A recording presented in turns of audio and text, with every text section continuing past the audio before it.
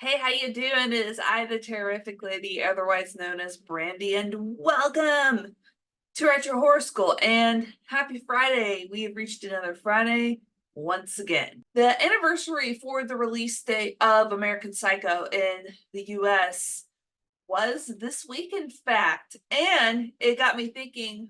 I've only seen American Psycho once, and I hated it and did not like it whenever I first watched it. So, time for a second first watch of American Psycho. I last saw American Psycho, I believe, for the first and only time about 10 to 15 years ago, I think. It's been a long, long time.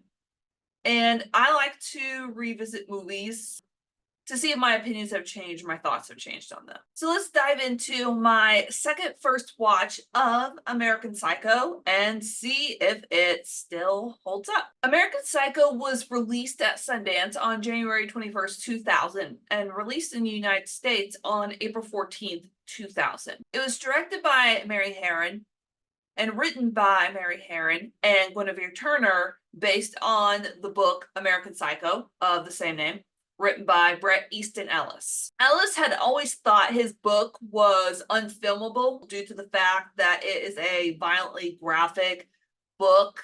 From what I've heard, I have never personally read the book, so I can't speak to that. But yeah, he thought the book was entirely unfilmable. But producer Edward Pressman was like, nope, I'm gonna prove everybody wrong. This book is definitely filmable. So he bought the rights to the book in 1992. So it seemed like the universe was completely against wanting this movie to materialize because it went through at first multiple drafts and it went through several directors. David Cronenberg was first attached, but he left the project entirely.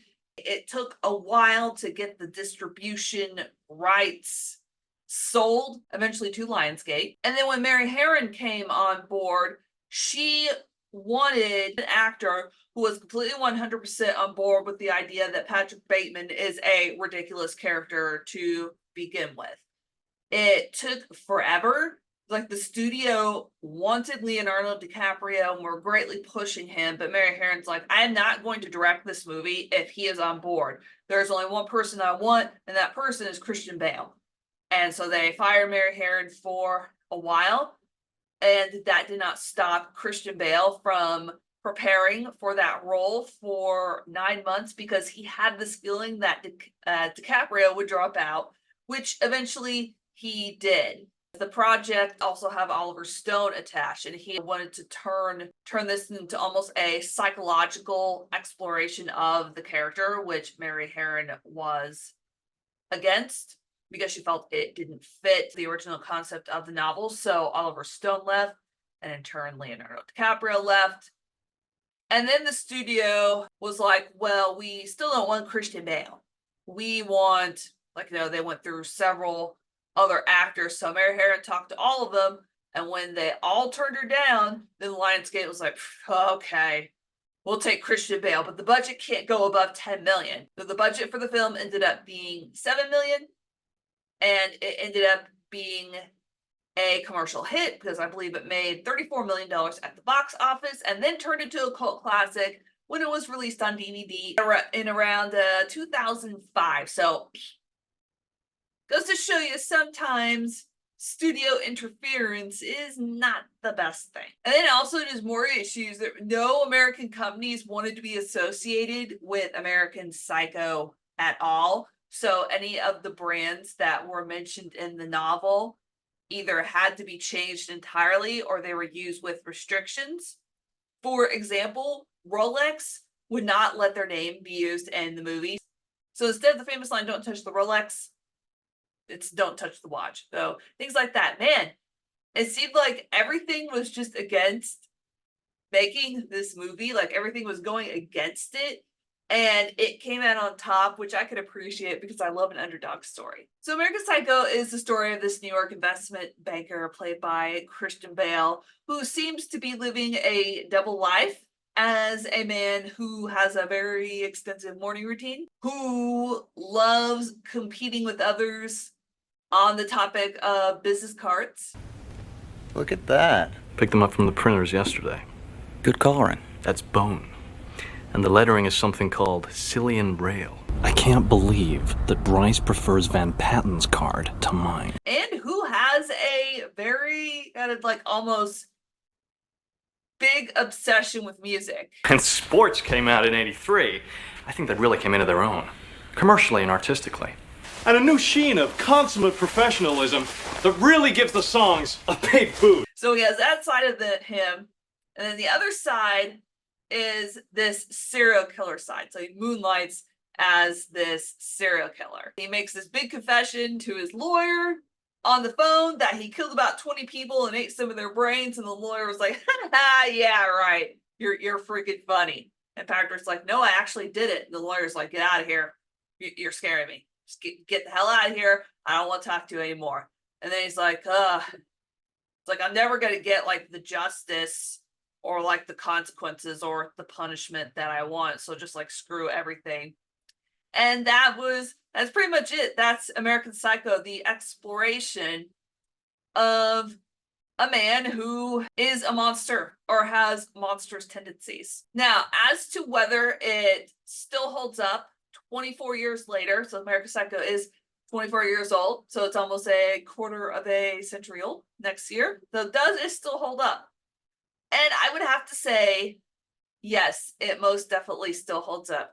Christian Bale embodied the role because he understood that the character thinks that he's cool, but he's absolutely not cool. And even Ellis, the author of the novel, agreed that Christian Bale embodied the role. So Heron and Bale met with Ellis for dinner, and Bale was in character as Patrick Bateman. And Ellis found the experience to be unnerving, since it was the first time he had met someone pretending to be this monster that I created. You know, to me, that would be a little bit unnerving too, to see like my creation that I had in my head just like come to life, like right in front of me, and especially someone like Patrick Bateman. That would freak me out. And what I really liked about this movie is that Patrick Bateman saying, I have all the characteristics of a human being. So he has a really nice job. As I mentioned before, this very extensive morning routine with shower gels and face masks. My name is Patrick Bateman. I'm 27 years old. I believe in taking care of myself. Remove the ice pack. I use a deep pore cleanser lotion. Then I apply an herb mint facial mask, which I leave on for 10 minutes while I prepare the rest of my routine. He's very knowledgeable about a particular hobby of his, music, mainly pop music, 80s pop music. And he wants so desperately to fulfill this, what is considered just like the ideal person, the person who has it all. And especially just this societal idea of a man. So a man who has it all, and then a man who wants to unleash his rage in very almost like explosive psychotic tendencies, because I guess he feels that's what society expects of him. And I was asked the question, do you really think that Patrick Bateman is doing all these killings? And my answer to that question is no. Patrick Bateman, I don't think, is doing those killings, because if you think about the scene where he's chasing down the escort in the halls with a chainsaw. Chainsaws are loud. People would have heard. She was pounding on the doors and screaming. People would have heard that too. So no one would show that much indifference to somebody. And then with his lawyer say like, well, you didn't actually kill that guy. I had lunch with him in London. And him thinking that he had killed that guy, which, you know, he did. And him just wanting just to be the epitome of cool, and then knowing that he's not. So that's why he's so dejected at the end. And then especially, that's why he plays that Huey Lewis in the News song, It's Hip to Be Square. It's hip to be square. He's dejectedly trying to be like, you know, it's okay that I'm not cool. I'm a square. I don't care what people think about me, when he just so desperately desperately just wants to be considered this cool guy. Patrick Bateman is a guy that you are meant to laugh at.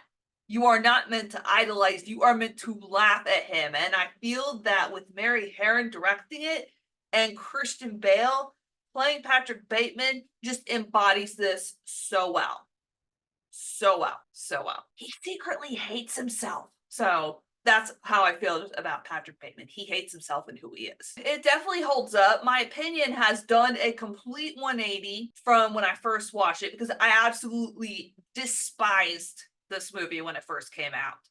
So absence, I guess, and time got really softened and changed my opinion. And I think it is a very clever horror satire. And I will have to get it for myself to put on my shelf. And if you already don't have a physical copy of the movie, it is currently streaming on Peacock right now. So take advantage of it before it's gone because I don't know how long it is going to be up there. So, American Psycho. What are your thoughts on American Psycho? Do you think that Patrick Bateman actually did kill all those people? Or do you think he's just like an average boring dude who hates himself and hates his life? Let me know in the comments below. And sadly, class is dismissed, everybody. But I will see you next time. Bye!